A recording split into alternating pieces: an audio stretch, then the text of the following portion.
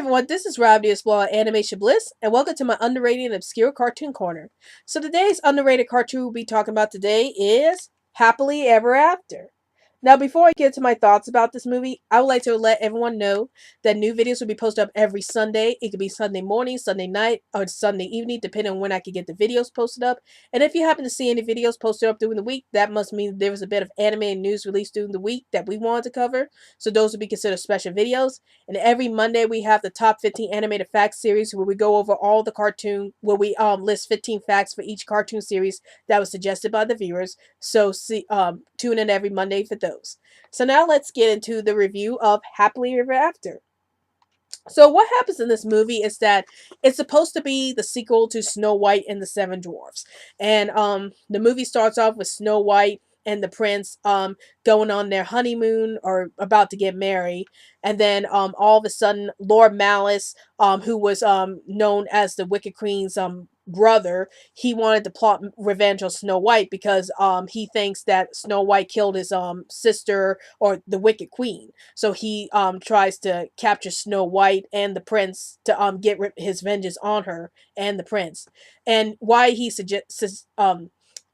manages to capture the prince, he wasn't able to capture Snow White. So throughout the movie, Snow White has to find the dwarves, or she ends up going to the dwarves' cottage to get their help so she can get the prince back.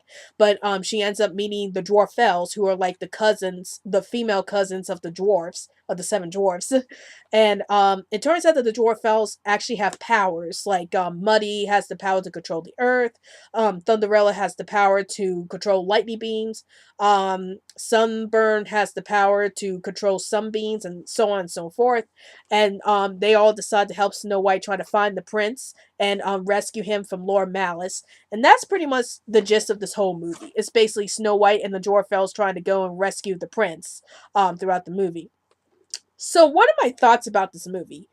Um, I will admit this movie was okay. You know, it's not like the best film I ever seen from Filmation. But I thought it was a pretty decent film.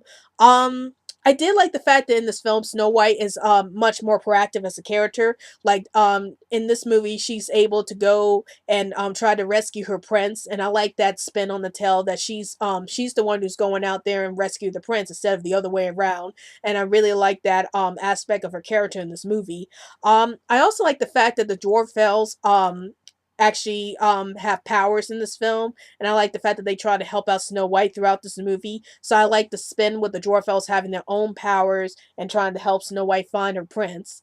And that's pretty much the main things I liked about the movie was the Dwarfels and Snow White themselves, and how they actually take the situation to their own hands and go and rescue the prince themselves. And I like that spin on this tale.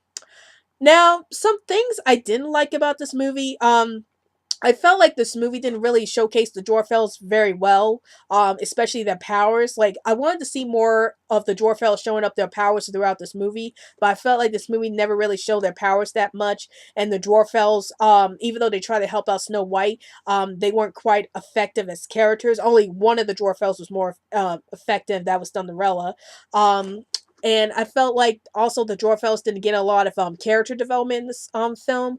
I felt like the only characters, or the only Dwarfels characters who got any kind of development in this film was Sunburn, Muddy, and Thunderella.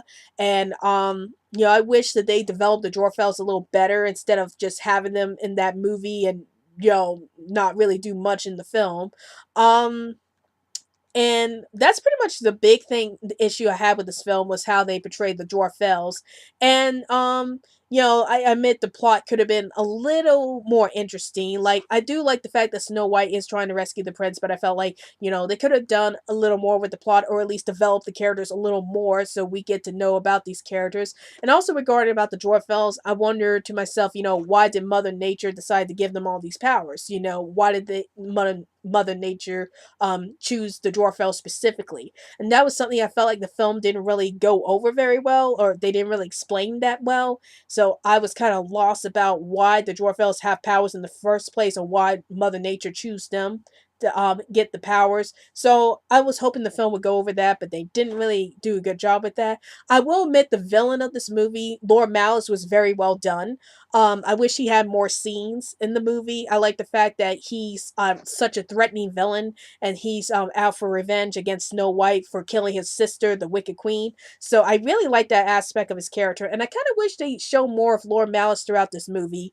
But all in all, I think this movie was pretty decent. Was it as good as Pinocchio and the Emperor in the Night? Not much, but I think it's pretty decent if you want to watch a more action driven Snow White. Action driven version of Snow White. I think this movie does a really good job of making Snow White to a more action girl into this movie. So if you want to watch a more action orientated Snow White and the Seven Dwarfs, this is definitely a movie you should definitely check out. But again, not as good as Pinocchio and the Emperor of the Night, but still pretty decent to watch if you like another take on Snow White and the Seven Dwarfs. So that's my review of Happily Ever After, and tell me in the comments below, have you seen Happily Ever After, and did you like the movie? Did you hate the movie? Please let me know in the comments below. And don't forget to follow us on Twitter so we can keep you updated on any new videos we post up, and also like our Facebook page, and also support us through Patreon so we can continue to push out great content for this channel. Well, I hope you enjoyed this video. This is Rabbity Exploring Animation Bliss, and I'll see you later.